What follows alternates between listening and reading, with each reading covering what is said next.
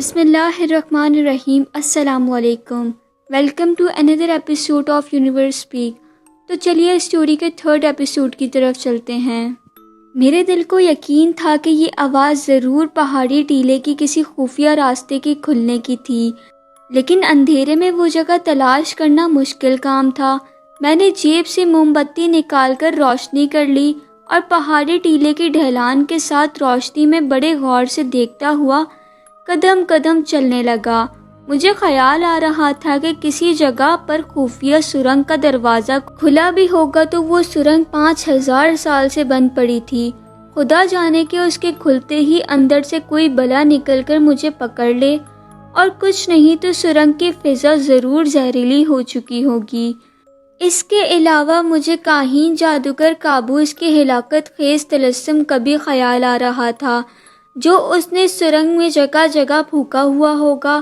اگرچہ امارہ کا دیا ہوا تعویذ میرے بازو پر بندھا ہوا تھا، اس کے باوجود ایک خوف مجھے لگا ہوا تھا، کیونکہ میں نے پڑھ رکھا تھا کہ قدیم مصر کے کاہنوں کے طلسم اس قدر مہلک اور تیز ہدف ہوتے تھے کہ ان کی زد میں آیا ہوا آدمی زندہ نہیں بچ سکتا تھا۔ موم بتی ہاتھ میں لیے میں پہاڑی کے مشرقی سرے پر چلا گیا۔ کسی جگہ سے کوئی بھی پتھر یا جھاڑی اپنی جگہ سے نہیں ہلی تھی۔ سب کچھ ویسے ہی تھا جیسے ہتھی کھینچنے اور گھڑگھڑاہٹ کی آواز سے پہلے تھا۔ تو پھر یہ گھڑگھڑاہٹ کی آواز کیسی تھی؟ یہ کہاں سے پیدا ہوئی تھی؟ شاید آسمان پر بادل تو نہیں گرجے تھے، لیکن آسمان پر تو تارے نکلے ہوئے تھے۔ ویسے بھی مصر میں بارش کبھی کبھار ہی ہوتی تھی۔ میں نے سوچا کہ پہاڑی کی دوسری طرف کا بھی چکر لگانا چاہیے، ہو سکتا ہے کہ اسی طرف سے کوئی اندر جانے کا راستہ نمودار ہو گیا ہو۔ میں پہاڑی کی دوسری جانب چل پڑا۔ 3-4 قدم ہی چلا ہوگا کہ اچانک میرے نیچے سے زمین بیٹھ گئی اور میں ریت، گھاس اور جھاڑیوں کے ملبے کے ساتھ ہی نیچے جیسے ایک کنویں میں گر پڑا۔ موم بتی میرے ہاتھ سے چھوٹ کر گر پڑی تھی۔ میں نے گرنے کے ساتھ ہی اپنا سر باہوں میں چھپا لیا تاکہ سر پر چوٹ نہ لگے۔ جھاڑیاں جو زمین کے ساتھ ہی میرے نیچے آئی تھیں، انہوں نے مجھے بچا لیا تھا۔ میں سکتے کے عالم میں جھاڑیوں میں الجھا پہلو کے بل پڑا تھا اور سوچ رہا تھا کہ یہ سب کچھ کیسے ہو گیا۔ میں زمین کے اندر 1.5 منزل کی گہرائی میں گرا تھا۔ اس کا اندازہ مجھے گڑھے کے اوپر آسمان کو دیکھ کر ہو رہا تھا۔ میں زیادہ دیر تک عالم حیرت میں نہ رہا، سمجھ گیا کہ یہ اہرام کے اندر جانے کا خفیہ راستہ ہے۔ خدا کا شکر ہے کہ مجھے کوئی چوٹ نہیں لگی تھی۔ میں کھڑا ہوا اور دوسری موم بتی روشن کر لی۔ تھوڑی دور مجھے ایک شگاف دکھائی دیا۔ میں نے قریب جا کر دیکھا، یہ کسی سرنگ کا دہانہ تھا جو اہرام کے نیچے ہی نیچے جا رہا تھا۔ سرنگ میں گھپ اندھیرا چھایا ہوا تھا۔ اس سرنگ میں ایک راہداری جا رہی تھی۔ میں اس میں جیسے ہی داخل ہوا مجھے ایک زور کا دھکا لگا۔ میں سمجھ گیا کہ یہ کاہن کا حملہ شروع ہو گیا ہے۔ میرے بازو پر بندھے ہوئے تعویذ نے مجھے جادو کے اثرات سے بچا لیا تھا۔ راہداری ایک ڈھلان میں جا کر ختم ہو گئی۔ ڈھلان میں کئی ستون تھے جن کے درمیان چھوٹے چھوٹے سے چبوترے پر ایک انسانی ہڈیوں کا ڈھانچہ لٹک رہا تھا۔ جیسے ہی میں نے ڈھلان میں قدم رکھا، ڈھانچے نے جھولنا شروع کر دیا۔ وہ جھولتے ہوئے میرے اتنے قریب آ گیا تھا کہ میں پیچھے نہ ہٹتا تو مجھ سے ٹکرا جاتا۔ مجھے بتایا گیا تھا کہ فرعون کا طلسمیتی پتلا ایک چھوٹے سے تابوت میں بند ہے، اور مجھے وہاں کوئی تابوت نظر نہیں آ رہا تھا۔ ڈھلان کے سامنے والی دیوار میں ایک چھوٹا سا محرابی دروازہ تھا، شاید تابوت وہیں کہیں رکھا ہوا تھا۔ انسانی ڈھانچہ اب گول چکر میں گھومنے لگا تھا اور گونج کی آواز پیدا ہو رہی تھی۔ یہاں بھی ضرور جادو ٹونا کیا گیا تھا، مگر تعویذ کی وجہ سے مجھ پر اس کا کوئی اثر نہیں ہو رہا تھا۔ میں جھک کر ڈھانچے سے بچتا ہوا سامنے والے محرابی دروازے میں داخل ہو گیا۔ یہاں بھی ایک تنگ راہداری تھی۔ موم بتی میں نے ہاتھ میں پکڑی ہوئی تھی، جس کی روشنی سے میں آگے بڑھ رہا تھا۔ چند قدم چلنے کے بعد اچانک میرا اگلا پاؤں پھسل کر فرش کے 1 فٹ اندر چلا گیا۔ میں گرتے گرتے سنبھل گیا اور جلدی سے پیچھے ہٹ کر موم بتی کی روشنی میں دیکھا کہ فرش وہاں سے زمین کے اندر دھسا ہوا تھا۔ یہاں ضرور طلسمیتی پتلے تک پہنچنے والے کے لیے زمین کے اندر سے کوئی کنواں کھودا ہوا تھا تاکہ جو کوئی اندر آئے وہ اس میں گر کر ہلاک ہو جائے۔ میں دیوار کے کنارے کنارے ہو کر آگے نکل گیا۔ راہداری ایک طرف مڑ گئی۔ موم بتی کی روشنی میں ایک تنگ محرابی دروازہ دکھائی دیا جس کے درمیان پیتل کا ایک مجسمہ اس طرح کھڑا تھا کہ اس کے دونوں ہاتھوں میں نیزے تھے۔ جیسے ہی میں دروازے کے قریب ہوا، پیتل کے مجسمے میں حرکت پیدا ہوئی۔ اس نے گھڑگھڑاہٹ کی آواز کے ساتھ نیزوں کو تنگ دروازے میں اس طرح چلانا شروع کر دیا جیسے دروازے میں سے گزرنے والے کو ہلاک کر رہا ہو۔ یہ بھی کاہن جادوگر کے طلسم کا ایک شاہکار تھا۔ میں وہیں رک گیا، سوچنے لگا کہ دروازے میں سے کیسے گزرا جائے۔ پیتل کے طلسمیتی مجسمے کا دروازے پر پہرے کے طور پر موجود ہونا اس بات کی علامت تھی کہ طلسمیتی پتلے کا تابوت اسی کمرے میں موجود ہے۔ میں نے نیزے کے وار سے اندازہ لگایا کہ مجسمے کا وار ہر 2 سیکنڈ کے وقفے سے دروازے کے عین درمیان میں پڑتا ہے۔ مجھے ان 2 سیکنڈ میں دروازے میں سے نکلنا تھا۔ میں پھونک پھونک کر قدم اٹھاتا ہوا دروازے کے اور قریب ہو گیا۔ جیسے ہی میں دروازے کے قریب ہوا، ایک چیخ بلند ہوئی اور چھت پر سے کوئی چیز دھپ سے میرے اوپر گری۔ خوف کے مارے میری بھی چیخ نکل گئی اور موم بتی میرے ہاتھ سے گر کر بجھ گئی۔ میں نے جلدی سے موم بتی اٹھا کر اسے دوبارہ سے روشن کر دیا۔ میں نے اوپر سے گری ہوئی چیز کو دیکھا تو میرے جسم میں دہشت کی سرد لہر دوڑ گئی۔ یہ شے ایک عورت کا کٹا ہوا سر تھا جس کی آنکھیں باہر کی طرف نکلی ہوئی تھی۔ یہ بھی کاہن جادوگر کے طلسم تھا۔ میں اس طلسم سے بھی بچ گیا۔ پیتل کا مجسمہ دونوں ہاتھوں سے دروازے کے وسط میں نیزوں کا وار کر رہا تھا۔ نیزوں کے ہر وار کے دوران 2 سیکنڈ کا وقفہ پڑتا تھا۔ میں وار کرتے نیزوں کے اور قریب ہو گیا اور مجھے چھلانگ لگا کر وار سے بچ کر دروازے میں سے گزر جانا تھا۔ میری نگاہیں نیزوں پر جمی ہوئی تھی۔ جیسے ہی ایک نیزہ دروازے کے درمیان پڑنے کے بعد اوپر کو اٹھا اور اس سے پہلے کہ دوسرا نیزہ وہاں گرتا، میں دروازے میں سے کود گیا۔ موم بتی بجھ گئی مگر میں زندہ سالم وہاں سے گزر گیا۔ میں دوبارہ موم بتی کو روشن کرنے لگا۔ ارد گرد کا جائزہ لیا تو دیکھا ایک تنگ اور تاریک کمرہ ہے جس کے درمیان جھوپڑے پر ایک درمیانی سائز کے تابوت سے ایک چھوٹا سا تابوت پڑا ہوا ہے۔ تابوت کے سرہانے کی جانب ایک حنوط شدہ لاش مجسمے کی طرح کھڑی گردن جھکا کر تابوت کو دیکھ رہی ہے۔ تابوت کے اوپر بلی کی ایک مورتی پڑی تھی۔ قدیم زمانے کے مصری لوگ بلی کی بھی پوجا کرتے تھے۔ یہی وہ تابوت تھا جس کی مجھے تلاش تھی۔ میں نے جھوپڑے پہ قدم رکھا تو جھکی ہوئی حنوط شدہ لاش یعنی ممی کے حلق سے ایک بے حد ڈراؤنی آواز بلند ہوئی۔ میں نے کوئی پرواہ نہ کی۔ میرے بازو پر بندھا ہوا تعویذ مجھے ہر قسم کے مہلک طلسم سے بچا رہا تھا۔ میں تابوت کے پاس آ گیا۔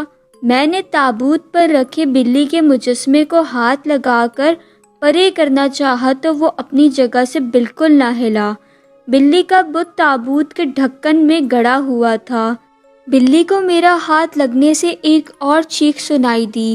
میں نے ہاتھ پیچھے کھینچ لیا۔ خوف سے میرا جسم ضرور کانپنے لگا تھا، لیکن فرعون امون کی روح کو آزاد کروانے کے بعد اس سے بھی اپنی زندگی کی ایک خواہش پوری کروانے کے لالچ نے مجھے وہاں سے ہلنے نہ دیا۔ میں نے جھک کر تابوت کے ڈھکن کو اوپر ہٹانے کی کوشش کی تو تابوت سختی سے بند تھا۔ تابوت کے چھوٹے سے چھوٹے تابوت کے اندر سے ڈراؤنی آوازیں بلند ہونے لگیں۔ یہ آوازیں ایسی تھیں جیسے تابوت کے اندر مردے کو اذیت دی جا رہی ہو اور وہ اس عذاب سے تلملا رہا ہو۔ میں نے تھوڑی سی کوشش کے بعد تابوت کا ڈھکن ہٹا دیا۔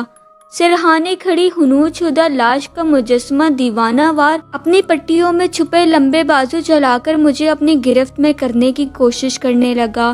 میں تابوت کی دوسری طرف ہو گیا، موم بتی کی روشنی تابوت میں ڈالی تو دیکھا تابوت میں چھوٹے سائز کا فرعون امون کا پتلا اس حالت میں پڑا ہوا ہے کہ اس کے سینے میں خنجر دھسا ہوا ہے۔ میں نے ہر قسم کے نتائج سے بے نیاز ہو کر تابوت میں ہاتھ ڈالا اور پتلے کے سینے میں دھسا ہوا خنجر جھٹکے سے باہر کھینچ لیا۔ اس کے بعد ہی ایسی انسانی چیخیں بلند ہونے لگیں کہ میں ڈر کر تابوت کے پاس ہی بیٹھا رہا۔ خنجر میرے ہاتھ میں تھا، یہ چاقو کے سائز کا خنجر تھا اور اس کا دستہ ایسے گرم ہو رہا تھا جیسے کسی نے اسے آگ پر تپایا ہوا ہو۔ تابوت کے سرہانے کی طرف ممی کی جو حنوط شدہ لاش جھکی ہوئی تھی کھڑی ہو گئی، ایک دھماکے کی آواز کے ساتھ پیچھے کو گر پڑی۔ اس میں سے ایک کالی بلی نکل کر چیتے کی طرح گھرائی اور اس نے مجھ پر حملہ کر دیا۔ مگر عجیب بات یہ ہوئی کہ مجھ سے 1 فٹ کے فاصلے پر آ کر وہ کسی چیز سے ٹکرا کر اور چیختی چلاتی گراتی ڈراؤنی آوازیں نکالتی غائب ہو گئی۔ میں نے اپنے ہوش و حواس کو پوری طرح سے قابو میں رکھا ہوا تھا اور سمجھ رہا تھا کہ یہ سارے کاہن جادوگر کے طلسم کی کارستانیاں ہیں اور ان کا مجھ پر کوئی اثر نہیں ہوگا۔ بلی اور اس کی چیخوں کے غائب ہو جانے کے بعد تابوت میں سے پھنکار کی آواز بلند ہوئی۔ میں نے موم بتی تابوت کے کنارے پر لگا رکھی تھی، خنجر میرے ہاتھ میں ہی تھا۔ پھنکار کی آواز سے میں قدرتی طور پر پیچھے ہٹ گیا۔ دوسرے لمحے تابوت میں سے ایک سیاہ رنگ کا سانپ اوپر کو اٹھا، اس کا پھن پھیلا ہوا تھا، اس کی سرخ زبان بار بار باہر نکل رہی تھی اور وہ غضبناک حالت میں پھنکار رہا تھا۔ میں اپنی جگہ پر قائم رہا، وہاں سے بھاگنے کا سوال ہی پیدا نہیں ہوتا تھا۔ مجھے فرعون امون کی روح کا انتظار تھا جسے ضرور نمودار ہونا تھا۔ میں نے پتلے میں سے خنجر نکال کر اس کی روح کو ہزاروں برس کی قید سے آزاد کر دیا۔ اپنے وعدے کے مطابق اب اسے ظاہر ہو کر انعام کے طور پر میری زندگی کی سب سے بڑی خواہش کو پورا کرنا تھا۔ کالے سانپ نے اپنی سرخ آنکھیں مجھ پر جمائی ہوئی تھی۔ اچانک اس نے تڑپ کر مجھ پہ حملہ کر دیا۔ اس سے پہلے کہ میں پیچھے ہٹتا، اس کے ساتھ بھی وہی ہوا جو اس بلی کے ساتھ ہوا تھا۔ مجھ سے 1 فٹ کے فاصلے پر آ کر سانپ کا بھرا ہوا پن کسی شے سے زور سے ٹکرایا اور سانپ تابوت کے باہر گر کر تڑپنے لگا۔ تڑپتے تڑپتے وہ غضبناک آواز میں پھنکار رہا تھا۔ میرے دیکھتے دیکھتے وہ غائب ہو گیا۔ میرے بازو پر بندھے تعویذ نے میرے ارد گرد کی ایک ڈھال بنا رکھی تھی جو مجھے کاہن جادوگر کے جان لیوا حملوں سے محفوظ رکھ رہی تھی۔ جب سانپ غائب ہوا تو ہر طرف ایک سکون سے چھا گیا۔ نہ کسی چیخ کی آواز آئی تھی، نہ پھنکار کی آواز تھی۔ اس پرسکون خاموشی میں سامنے دیوار پر روشنی کا ایک گولا نمودار ہوا جس نے بہت آہستہ آہستہ گردش کرتے ہوئے ایک انسانی حویلے کی شکل اختیار کر لی۔ اس حویلے کی شکل فرعون امون کی شکل سے بے حد مشابہت رکھتی تھی۔ یہ فرعون امون کی روح ہی ہو سکتی تھی۔ میں اشتیاق بھری نگاہوں سے حویلے کو تکنے لگا۔ اتنے میں ایک مدھم اور بڑی پرسکون آواز سنائی دی۔ فرعون امون کی روح اردو زبان میں مجھ سے مخاطب ہوئی۔ میں قدیم مصر کے بلند مرتبے فرعون امون کی روح تم سے اس زبان میں مخاطب ہوں جو تمہاری زبان ہے۔ تم نے مجھے ہزاروں برس کی قید سے آزاد کیا ہے۔ میں اس کے انعام میں تمہاری کوئی ایک خواہش پوری کرنے کا پابند ہوں۔ تمہاری زندگی کی جو سب سے بڑی خواہش ہو مجھے بتاؤ، میں اسے پورا کروں گا۔ میں اپنی زندگی کی سب سے بڑی خواہش جو اس زمانے میں میرے لیے انتہائی اہم تھی اور جس کے حصول کی خاطر میں نے یہ ساری تگ و دو کی پہلے ہی سوچ رکھی تھی، آپ شاید سوچ رہے ہوں گے کہ میں فرعون کی روح کے آگے کوئی انوکھی اور حیران کر دینے والی خواہش کا اظہار کرنے والا تھا۔ نہیں، ایسی بات بالکل نہیں تھی۔ میری بھی وہی خواہش تھی جو ہر دوسرے انسان کی ہوا کرتی تھی، یعنی دنیا میں بے پناہ دولت حاصل کرنے کی خواہش۔ میں نے زندگی نہایت غریبی اور مفلسی میں گزاری تھی اور گزار رہا تھا۔ میں بھی چاہتا تھا کہ میرے پاس بنگلہ ہو، نئے نئے ماڈل کی میرے پاس گاڑیاں ہوں، بینک میں میرے لاکھوں روپے جمع ہوں، نوکر چاکر میری خدمت پر مامور ہوں، میری گاڑی جس طرف سے گزرے لوگ صرف مجھے دولت مند ہونے کی وجہ سے جھک جھک کر سلام کریں۔ میں جیٹ ہوائی جہازوں کی فرسٹ کلاس میں سفر کروں، کبھی لندن، کبھی پیرس اور کبھی واشنگٹن کی سیر کروں۔ مجھے روٹی کمانے کی کوئی فکر نہ ہو، میں بھی دنیا کی کسی حسین ترین لڑکی سے شادی کروں اور میرے بچے بھی امریکہ، کینیڈا اور آکسفورڈ یونیورسٹی میں تعلیم حاصل کریں۔ چنانچہ جب فرعون کی روح نے میری زندگی کی سب سے اہم خواہش پوچھی تو میں نے کہا کہ دنیا کے سب سے زیادہ دولت مند آدمی بننا چاہتا ہوں۔ یہی میری زندگی کی اہم خواہش ہے۔ فرعون کی روح چند سیکنڈ بالکل خاموش اور ساکت کھڑی رہی، پھر اس کی پرسکون آواز سنائی دی، میرے عزیز، میرے محسن، تم نے ایک ایسی خواہش کی ہے جو تمہیں ہزاروں لاکھوں خواہشوں کے جال میں پھنسا دے گی۔ اس ایک خواہش کے پورا ہو جانے سے لاکھوں خواہشیں جنم لیں گی۔ ان میں ایسی خواہشیں بھی ہوں گی جنہیں دنیا کی کوئی طاقت پورا نہ کر سکے گی۔ اپنی خواہش کی آگ کو پانی کے بجائے تیل میں بجھانے کی کوشش نہ کرو، یہ اس آگ کو اور زیادہ بھڑکا دے گی۔ میں اس وقت دولت کے لالچ میں اندھا ہو رہا تھا، میری آنکھوں پر لا علمی اور جہالت کی پٹی بندھی ہوئی تھی۔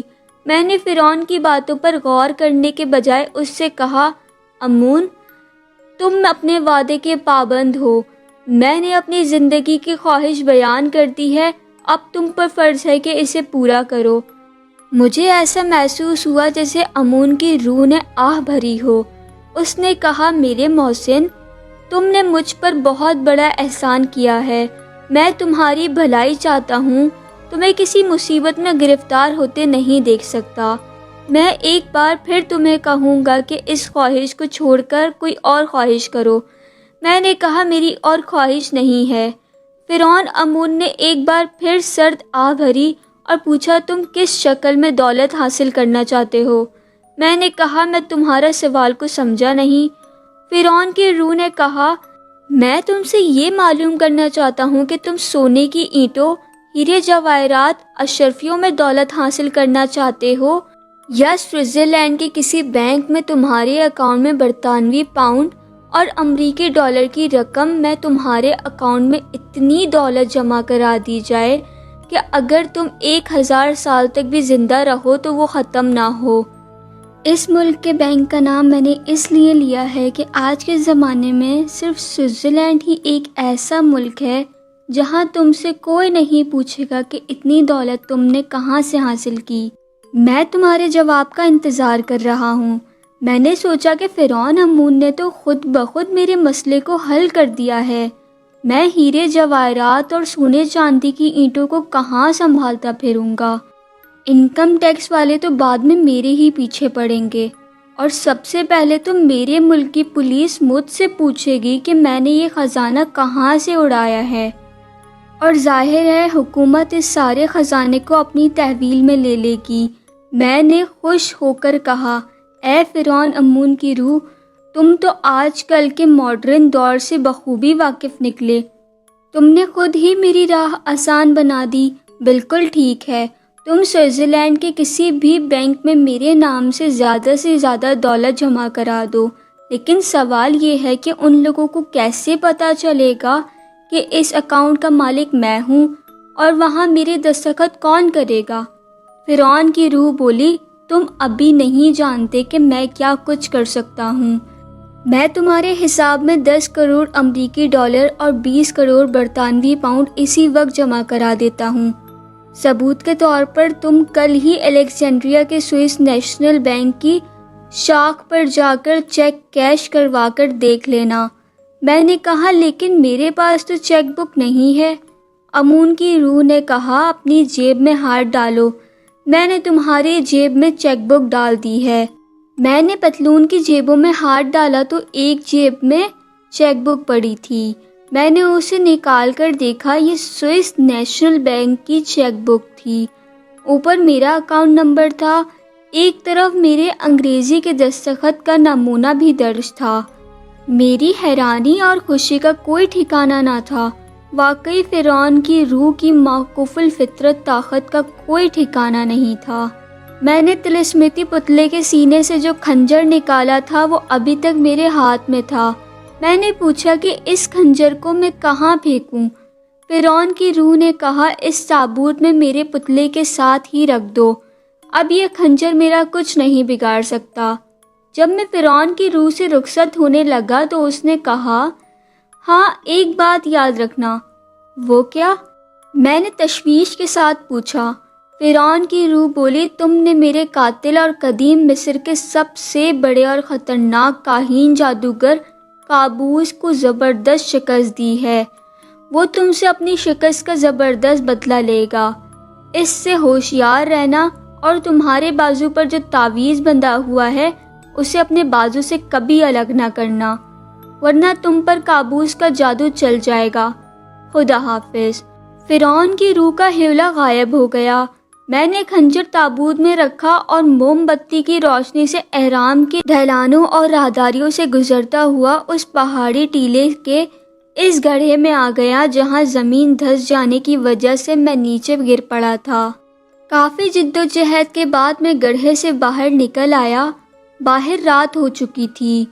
دور آریہ گاؤں کی چند ایک روشنیاں جلملا رہی تھیں۔ میں تیز تیز قدموں سے چلتا اپنے ریسٹورنٹ میں پہنچ گیا۔ رات کے ابھی 7:45 ہی بجے تھے۔ اس وقت گاؤں میں کوئی ٹیکسی وغیرہ نہیں تھی۔ ایک ٹرک کھانے پینے کا سامان لے کر سکندریہ جا رہا تھا اور ریسٹورنٹ کے باہر کھڑا تھا۔ میں اس میں بیٹھ کر سکندریہ واپس آ گیا۔ ہوٹل کے کمرے میں آ کر میں سب سے پہلے چیک بک نکال کر اسے غور سے دیکھنے لگا۔ چیک بک میں 50 چیک تھے۔ ہر چیک پر میرا اکاؤنٹ نمبر اور میرے انگریزی میں دستخط کا نمونہ چھپا ہوا تھا۔ مجھے یقین نہیں آ رہا تھا۔ کسی وقت لگا کہ میں خواب دیکھ رہا ہوں، مگر یہ خواب نہیں، حقیقت تھا۔ میں اپنی مہم میں کامیاب و کامران لوٹا تھا۔ ساری رات خوشی کے مارے ایک لمحہ بھی نہ سو سکا۔ دولت نے میرے پاس آتے ہی میری نیند غائب کر دی تھی۔ دن نکلا تو میں بینک کھلنے کا بے تابی سے انتظار کرنے لگا۔ مصر میں بینک صبح کے 8:30 بجے کھل جاتے ہیں۔ میں نے ہوٹل میں ہی سوئس نیشنل بینک کی شاخ کا معلوم کر لیا تھا۔ میں 8 بجے ہی وہاں پہنچ گیا۔ بینک ابھی بند تھا۔ میں اس کے سامنے ایک ریسٹورنٹ کے باہر فٹ پاتھ پر بچھی ہوئی کرسیوں پر ٹھنڈا مشروب منگوا کر بیٹھ گیا۔ میری بے چین نظریں سڑک کے پارکنگ کے دروازے پر لگی تھی جو ابھی بند تھا، اور باہر ایک سیکیورٹی گارڈ ڈیوٹی پر کھڑا تھا۔ ٹھیک 8:15 بجے بینک کا دروازہ کھل گیا۔ وہاں کچھ اور لوگ بھی کھڑے تھے۔ بینک کے کھلتے ہی میں بینک کی عمارت میں داخل ہو گیا اور ایک طرف بنے ہوئے کاؤنٹر پر کھڑے ہو کر میں نے چیک بک نکالی۔ چیک پر 1000 امریکی ڈالر کی رقم بھری، نیچے اپنے دستخط کیے اور بینک کے کاؤنٹر کی طرف بڑھا۔ اچانک میرے قدم رک گئے۔ خیال آیا کہ یہ سب محض خواب کی باتیں نکلیں اور بینک میں میرے نام کا کوئی اکاؤنٹ نہ ہوا تو کہیں مجھے پولیس جعل سازی کے جرم میں گرفتار ہی نہ کر لے۔ پھر سوچا کہ اگر یہ خواب کی باتیں ہوتیں تو احرام سے نکلنے کے فوراً بعد میری جیب سے یہ چیک بک غائب ہو جاتی۔ اس چیک بک کا میرے پاس موجود ہونا اس بات کا ثبوت ہے کہ سوئس بینک میں میرے کروڑوں امریکی ڈالر اور برطانوی پاؤنڈ فرعون کی روح نے اپنی موقوف الفطرت قوتوں سے جمع کر دیے ہیں۔ کس طرح جمع کرائے ہیں، کیسے جمع کرائے ہیں، یہ میں نہیں جانتا تھا اور مجھے جاننے کی ضرورت بھی نہیں تھی۔ میں کاؤنٹر کی طرف قدم بڑھا کر چلنے لگا۔ یہ وہ کاؤنٹر تھا جہاں چیک دینے کے بعد اسے کمپیوٹر میں ڈال کر یہ دیکھا جاتا تھا کہ کہ چیک دینے والے کی کتنی رقم اس اکاؤنٹ میں موجود ہے۔ وہاں ایک عورت اور ایک مرد پہلے ہی قطار میں کھڑے تھے۔ میں ان کے پیچھے کھڑا ہو گیا۔ کھڑکی کے شیشے کے پیچھے ایک خوبصورت لڑکی کمپیوٹر سامنے رکھے بیٹھی اپنا کام کر رہی تھی۔ جب میری باری آئی تو میں نے بھی چیک اسے دے دیا۔ اس وقت میرا دل اس طرح دھڑک رہا تھا جیسے لگتا تھا کہ ابھی سینے سے باہر آ جائے گا۔ لڑکی نے میرا اکاؤنٹ نمبر کمپیوٹر کو دے دیا۔ مجھے صرف لڑکی کا چہرہ نظر آ رہا تھا۔ کمپیوٹر کی پش میری طرف تھی، اسکرین لڑکی کی طرف تھی۔ میں لڑکی کے چہرے کا جائزہ لے رہا تھا۔ اچانک لڑکی کے چہرے پر ایک انجانا تاثر ابھرا۔ اس نے نظریں اٹھا کر میری طرف دیکھا اور میرا اور میرے معمولی قسم کے لباس کا شاید جائزہ لے رہی تھی۔ میں سمجھ گیا کہ کھیل ختم ہو گیا ہے، میرے جھوٹ کا پول کھل گیا ہے۔ فرعون کی روح نے صرف چیک بک مجھے دے کر میرے ساتھ عبرت ناک مذاق کیا ہے۔ بس ابھی یہ لڑکی سیکیورٹی گارڈ کو بلا کر مجھے اس کے حوالے کر دے گی۔ لڑکی کے چہرے پر مسکراہٹ نمودار ہوئی اور اس نے بڑے شائستانہ لہجے میں مجھ سے پوچھا کہ میں رقم $100 کی شکل میں لینا پسند کروں گا یا $20 کی نوٹوں کی شکل میں۔ میں نے یوں ہی کہہ دیا $100 کی رقم میں پلیز۔ ان بینکوں میں ہمارے بینکوں کی طرح نہیں ہوتا کہ ایک جگہ چیک جمع کراؤ، ٹوکن لو، دوسری جگہ ٹوکن جمع کرا کر رقم لو۔ یہاں ایک ہی کاؤنٹر پر چیک جمع ہوتا ہے، کمپیوٹر میں آپ کے دستخط بینک میں جمع شدہ رقم چیک کی جاتی ہے اور اسی اکاؤنٹ سے رقم کی ادائیگی کی جاتی ہے۔ یوں زیادہ سے زیادہ 3-4 منٹ ہی لگتے ہیں۔ لڑکی نے مجھے $100 کے 10 نوٹ دیے تو میں نے انگریزی میں پوچھ ہی لیا کہ اس وقت بینک میں میری کل رقم جمع کتنی ہے۔ لڑکی نے فوراً کمپیوٹر میں ٹک ٹک کی آواز کی اور پھر ایک چٹ پر رقم لکھ کر چٹ میرے حوالے کر دی۔ میں نے کھڑکی سے ہٹ کر چٹ کو پڑھا۔ میرے خدا، سوئس بینک اکاؤنٹ میں اس وقت میرے نام سے کروڑوں ڈالر اور پاؤنڈ جمع تھے۔ میرے پاؤں زمین پر نہیں لگ رہے تھے۔ میں نے سب سے پہلا کام یہ کیا کہ درمیانے درجے کے ہوٹل سے اٹھ کر ایک اعلیٰ درجے کے ہوٹل میں سنگل بیڈ روم کا ایک سوئٹ کرائے پر لے لیا۔ اس کے بعد اچھے ریڈی میڈ کپڑے وغیرہ خریدے۔ دوپہر کو ہوٹل کے ڈرائنگ روم میں بیٹھ کر لنچ کیا اور کمرے میں آ کر لیٹ گیا۔ خوشی کے مارے میری نیند غائب ہو گئی تھی۔ میں نے کمرے میں جا کر کافی منگوائی اور اس اہم مسئلے پر غور کرنے لگا کہ اب مجھے کیا کرنا چاہیے۔ سب سے پہلے تو میں نے یہ فیصلہ کیا کہ اپنی زندگی کے اس حیرت انگیز انقلاب کا کسی کو نہیں بتاؤں گا، اپنے دوست گائیڈ کو بھی نہیں بتاؤں گا۔ امارہ کا خیال آیا تو اس کے بارے میں میری نیت بدل گئی۔ میں نے فیصلہ کر لیا کہ اس سے بھی ملنے کی اب کوئی ضرورت نہیں ہے۔ میں نے اپنی زندگی خطرے میں ڈال کر یہ دولت حاصل کی ہے، اس پر سوائے میرے اور کسی کا حق نہیں ہے۔ دوسرا، مجھے یہ بھی ڈر تھا کہ ان لوگوں کی زبان سے اگر کوئی بات نکل گئی تو بات بھی پھیل جائے گی اور ممکن ہے کہ پولیس مجھے حراست میں لے لے کہ میں نے فرعون کی روح سے جو دولت حاصل کی ہے اس پر حکومت مصر کا زیادہ حق ہے اور ساری دولت مجھ سے چھین لی جائے گی۔ ایک دن اور ایک رات الیگزینڈریا میں ٹھہرنے کے بعد میں قاہرہ واپس آ گیا۔ میں YMCA والی اپنی کوٹری میں بالکل نہیں گیا۔ وہاں میرا کوئی سامان وغیرہ بھی نہیں تھا۔ سامان ہوتا بھی تو اب مجھے اس گھٹیا قسم کی کوٹری سے کوئی سروکار نہیں تھا۔ میں اب قاہرہ میں بھی زیادہ دیر قیام نہیں کرنا چاہتا تھا۔ میرے لیے یہی مناسب تھا کہ مصر سے نکل جاؤں اور اپنے وطن پاکستان پہنچ کر اپنی نئی زندگی شروع کروں۔ میں قاہرہ میں سوئس بینک کے مینیجر سے جا کر ملا۔ اچھے کپڑے پہن کر وہاں گیا تھا۔ مینیجر سے کہہ کر میں نے 50 لاکھ برطانوی پاؤنڈ اور 50 لاکھ امریکی ڈالر کی رقم ایک ایسے انگریزی بینک میں جمع کروا دی جس کی شاخیں تمام ملک میں موجود تھیں۔ ایسا میں نے اس وجہ سے کیا تھا کہ پاکستان جا کر میں مطلوبہ رقم نکلوا سکوں۔ پاسپورٹ میرے پاس موجود تھا۔ قاہرہ میں میرے قیام کا اب کوئی مقصد نہیں رہا تھا، چنانچہ میں نے پہلی فرصت میں PIA کی ایک فلائٹ لی جو نیو یارک سے قاہرہ ہوتے ہوئے کراچی اور آگے بینکاک جاتی تھی۔ میں نے ایک سیٹ بک کرا لی اور خاموشی سے رات کے وقت طیارے میں سوار ہو کر پاکستان کی طرف روانہ ہو گیا۔ میرے اپنے شہر میں میرا کوئی رشتہ دار نہیں تھا، نہ دوست یار تھا۔